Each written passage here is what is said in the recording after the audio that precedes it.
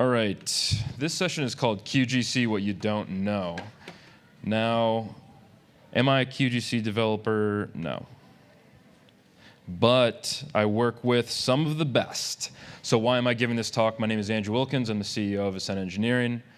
A few reasons why I wanted to give this talk specifically. This is a PX4 Dev Summit, right? But rarely is there somebody from the QGC maintainer team that comes here and says, here's what's new and great with QGC, here's what we want to do, and here's the plan, here's how we're going to execute it. So lucky enough, I'm in contact with those people. One of them works on our team, Holden Ramsey. Then we have other developers who are kick-ass at QGC. So we're excited about QGC. Everybody's super excited about QGC. And then I'll just briefly say Ascent Engineering, we're hired guns in the space, essentially. You can hire us to develop your drone, UAV dreams, and we'll make it come true. So if you don't know what QGC is an open source ground control station for UAVs. It's built on the Qt framework. So that means it runs on Windows, Android, Mac, iPhone, across many different operating systems. It says on here from a single code base. Obviously, between different operating systems, you might have things that are kind of different with those. But at the core of what it is it's a way for Mavlink to get sent to and from the actual UAVs. They support ArduPilot and PX4 autopilot stacks. Obviously, PX4, that's why we're here. And then the project has been driven primarily by Donald. You'll see his PRs and his commits on QGC, and he probably doesn't get the flowers that he deserves. So here's to Don. So this kind of graphic, you have all these unmanned systems, right, that you need to control from a user, right? You can't, the normal person doesn't just SSH into these things and then on their keyboard move them around. It's not intuitive. An 18-year-old doesn't know how to do that. Somebody who just wants to fly a drone and take aerial photography doesn't know how to do that. So QGC is essentially how these autonomous systems get exposed to a person. And this is the part where the video doesn't load, and I got to talk through this.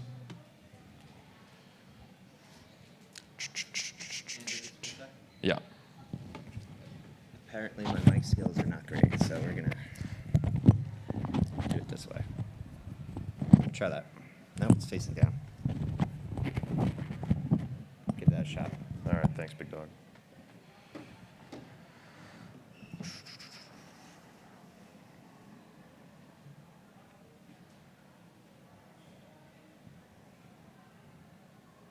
All right, you know what? This is just going to be a live demo. That's what we'll turn this into.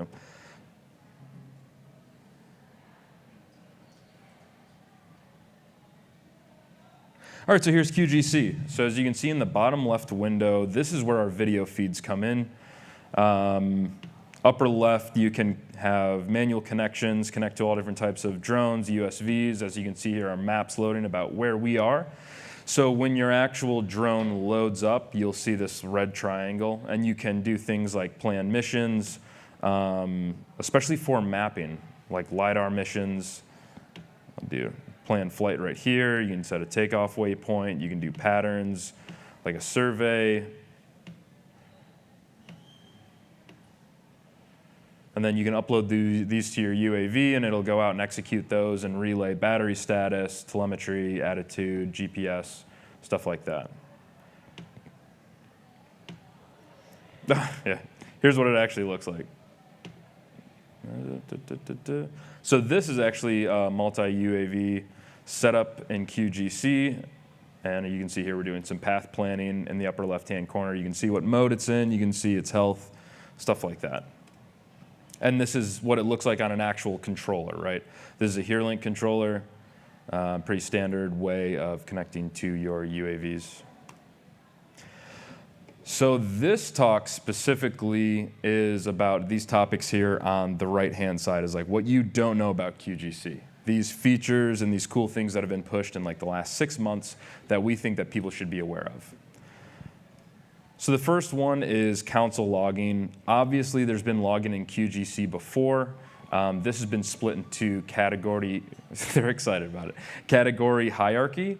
So instead of, if you go to your debugging menu and turn on, let's say, warning info settings for different logs that you want to see, now it's a lot easier to scroll through those and enable those. Why did I include it in my presentation if this is not that big of a deal? There is logging inside QGC, and I think that it's important every chance you get to tell people, look at the logs when something goes wrong, or look at the logs to figure out why something might not be connecting or relaying right, because it's usually in there. So where to find it? Application settings, logging. This video is going to work. Nice. So here's what the new logging tab kind of looks like. Here's the categories. So much better layout from before to help you diagnose your issues, whether it's connection or video feeds or whatever have you.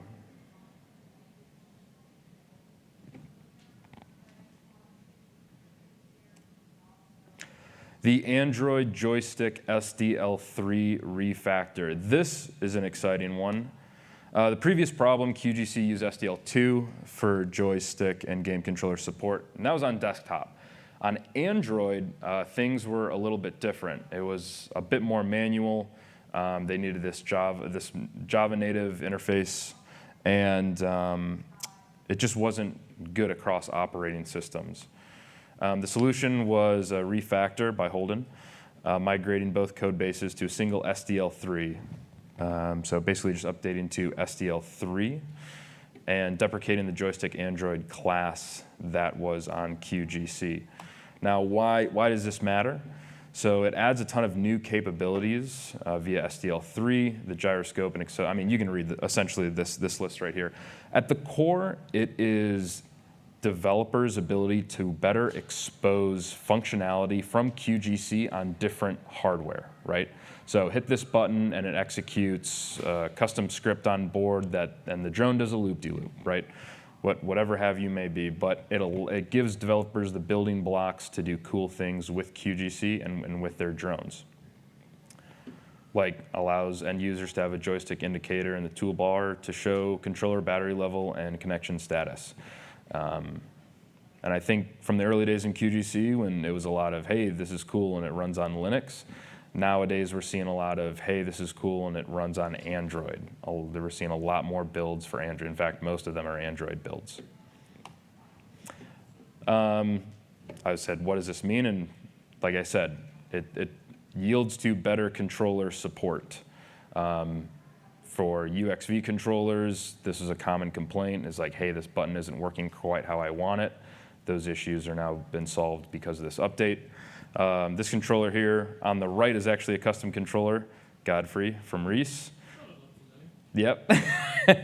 So better like custom controller support if you want to put those together. And then as you can see here, there's a ton of buttons all over these things. So they need the right support in QGC to be able to expose that functionality in software.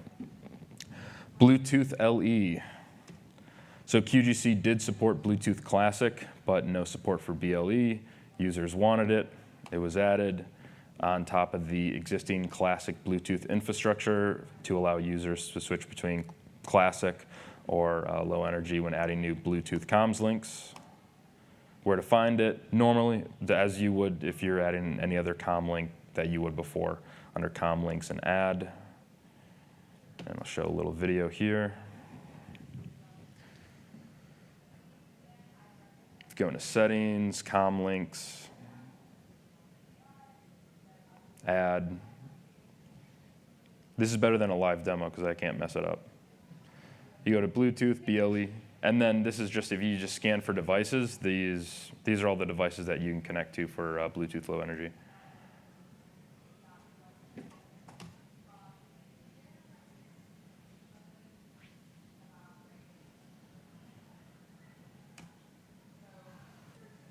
I had another slide here.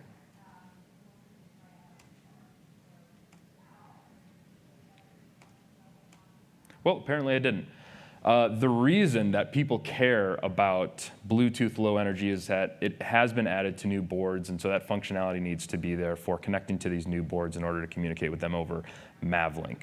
Another really great reason to have Bluetooth Low Energy support is a lot of kind of like at-home maker projects that might say, hey, I want to spin up a custom board and I'm going to use Bluetooth Low Energy to communicate with it, especially on a rover or something like that that's very near.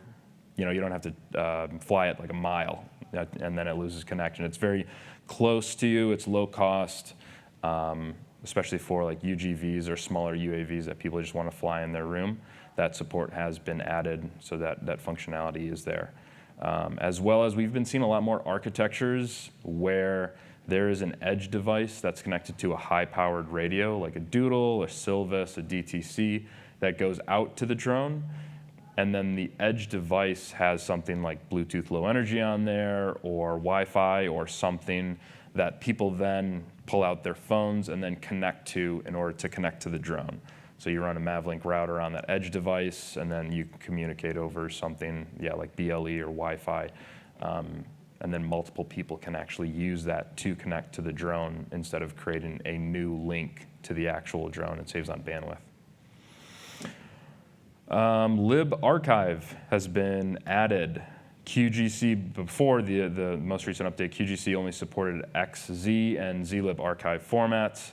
libarchive added zip, tar, CPIO. So there's a lot more formats. Why this matters? Again, this is like a building block for developers to put their own things on top of. So UAVs are super long range, actually most of them, right? But they have lower bandwidth radios where compression matters. It's not like you can just take a Docker image that's 3 gigabytes and push it to your drone. You're going to be standing there for like an hour waiting for it to upload just because of the bandwidth limitation of these radios. So compression matters when you're trying to communicate with drones. So firmware, missions, parameter updates, compression matters. For developers who want to develop like an end-to-end solution for customers, now we're talking about onboard software updates, right? We're talking about image recognition model updates that are being pushed from QGC to the UAV, payload updates, terrain data, being able to natively view images and videos that are downloaded from the drone and then extracted with libarchive. These are the building blocks to enable these type of workflows. Everybody's favorite, unit testing and code coverage. The thing to do when you kind of are run out of everything else to do. Stability in open source projects is super important. Gets lost because what's sexy and what's fun is adding new capabilities, but there is a lot of new unit testing and code coverage for QGC to make it more stable. I don't know if anybody here has had QGC crash on them while flying a drone. It's not fun. Gets the palms nice and sweaty. So it's a critical piece of software that needs to run in unit tests, make sure that it's as stable as we can possibly make it. Are you running any coverage live right now on QGC? Like any coverage tool? Or do you know what percentage of coverage we have there right now? Q&A There's later, but here, Oh, sorry. try again. No, this is perfect. I was just like, just on the, just on the mood of it. Yeah. Do you have any Yeah. idea like what code coverage we have right now on QGC? I don't have any like numbers and figures for you, but the next slide, this is just a video of it running. This is how you actually do it, Yep. right? And then you'll notice the coverage report in the build directory, so you can generate your own coverage report instead of me actually giving hard facts here. Doesn't it say it in the corner there, 47.9% or something? So we got 50% code coverage. There's a 47.9% lines coverage. So I guess we need help. In this image, yes, there's 47.9%, and this is the breakdown of the code coverage. We're working on it. All right, Lua scripting. I know there's a PX4 Dev Summit, but we're going to talk about RD Pilot for a hot second. So if you don't know what Lua scripting is, it's in ArduPilot. It's basically scripts that run that can have the drone do custom movements, or it allows you to do scripting in ArduPilot, essentially. If you want to flip a switch and, again, the drone does a barrel roll, you can do that with Lua scripting. Godfrey, again, shout out to Godfrey, who actually, online there's a video that goes over Lua scripting in ArduPilot. That's really good. But for QGC, there's new capability for you to actually upload and run your Lua scripts in QGC for ArduPilot. Makes for easier pre-flight checks, automated workflows, streamlining debugging. I'm not just reading the bullet points, but you can access it by going to the vehicle configuration, scripting, and enable scripting. So I've been talking about QGC this entire time. There's a distinction for QGC of who's using it, because QGC is used for professionals who want to control their drone, but then you also have developers who need to actually use it to develop on their drone, to test fly, to PID tune, to get logs, all this other things. So you have essentially these two end users that don't always have the same end goals. So in QGC, there is an advanced versus a simple mode. You can toggle it on QGC that's stable today, but mostly what we do is we'll take that functionality and we'll use it to hide different tabs that are inside QGC, like tuning, safety checks that you really don't want the user to change too much, but we'll use it to obfuscate things in QGC that you don't want an 18-year-old pilot to change and crash a $40,000 drone because they didn't know what they were doing.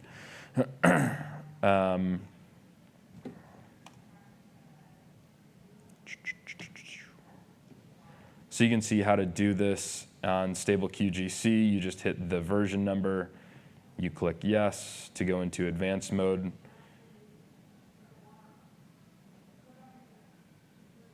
And then you can do things like configure the vehicle power. You'll have your parameters tab that's open. And then when you back out of it and you go into simple mode, you don't have those anymore.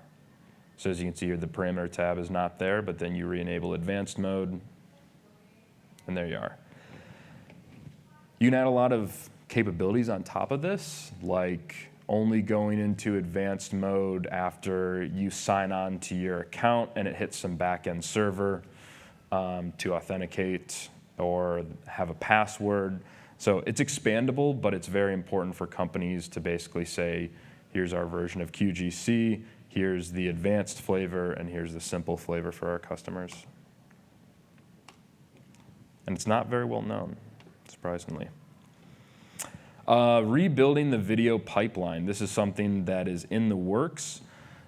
Two changes that are essentially important to know about video is the platform native graphics backend. So QGC, pretty much forced to use OpenGL on every single platform, but companies are now changing and they're saying, well, we're doing our own thing. We're kind of, you can still use OpenGL, but you should really use our thing because it's the best and it ties into our hardware and lower latency, lower overhead, stuff like that. So QGC is making those updates and going off of just using OpenGL. And then also hardware buffers, so zero copy video, frames stay on the GPU from the decoder to display, so that it doesn't offload it to the CPU and waste memory and resources. So why it matters, lower latency between the drone and pilot. It's getting more and more important nowadays, now that drones are traveling at higher speeds and need to be more accurate. Take a guess what that's for. Less CPU, less heat, longer battery on field tablets. I mean, what's the biggest complaint from the HearLink, right? Besides the small screen, it is the battery drains super fast. And overheating is a real problem when you are in hot environments and you have people just leave their controllers out all day in the sun. Overheat, the radios on the back suck power, so anything that you can do to lessen it is a win. So a little graphic. This is before and this is after this change. As you can see here, the drone camera goes straight into the GPU decoder and the renderer, and then to your display. And that's it. That's all I got. That's all the updates on QGC. The people outside can't stop screaming. They're so excited. They're so lock the doors. Literally the most excited anyone's ever been at a PX4 developer summit. That is correct. That is correct. But just a special thanks to Don and Holden, who kind of hold this thing together. Everybody's seen the graphics where there's a ton of things stacked on top of each other, and there's that like one linchpin at the very bottom holding everything together, and that's Don and Holden. Also, special thanks to John and Noah for helping me with this presentation. Any questions? Any questions? How did you end up as CEO? Yeah. He lost that coin toss. Yeah, I did. I used to be a developer. How'd I end up at it? I just knew more about the drone industry than the other guy that I started this business with. I'm gonna tell him. Yeah. Has anybody ever tried to customize QGC? And how did that go? Well, I know you did. And Android, who's putting it on Android? Who's running it on iPhone? Who has run QGC on iPhone? I have it installed. Yeah, okay. I've never met a single person that has used QGC on an iOS device. Well, MacBook, but. And how many people have used QGC to run multiple drones, like swarming or anything like that? Does anybody know what QGC is?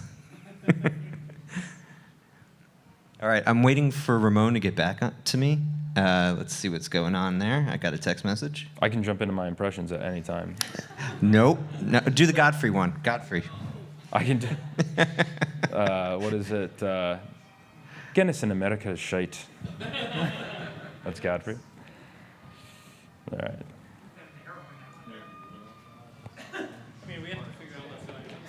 It's a graduation outside. That's why they're so excited. Well, we have the Drone Light Show tonight, if weather does permit, so absolutely excited about that. That is brought to you by UVify, one of our member companies, so please do enjoy that if you can. Yeah, no word from Ramon yet. Just waiting on that. Andrew, thank you very much. Oh, great talk. Thank you. Yeah. Thanks, everybody, for coming.